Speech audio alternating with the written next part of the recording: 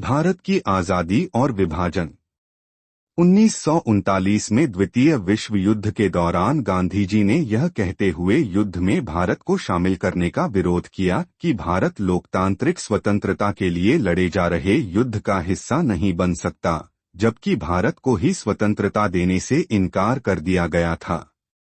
गांधी और अन्य कांग्रेसियों ने अंग्रेजों से भारत छोड़ो की मांग करते हुए पूर्ण स्वतंत्रता के लिए अपना आंदोलन तेज कर दिया।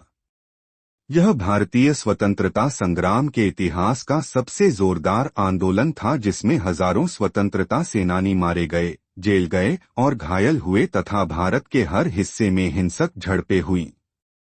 इस बार की मांग पूर्ण स्वतंत्रता और भारत से अंग्रेजों की तत्काल वापसी थी।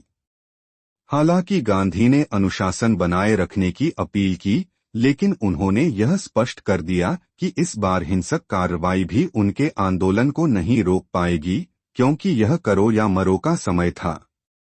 9 अगस्त 1942 को गांधी जी और कांग्रेस कमेटी को गिरफ्तार कर लिया गया और गांधी जी को 2 साल तक आगा खान पैलेस में रखा गया। उस अवधि के दौरान उनकी पत्नी कस्तूरबा गांधी की 18 महीने की जेल के बाद 22 फरवरी 1944 को मृत्यु हो गई। विश्व युद्ध के अंत में गांधी ने अपना संघर्ष बंद कर दिया।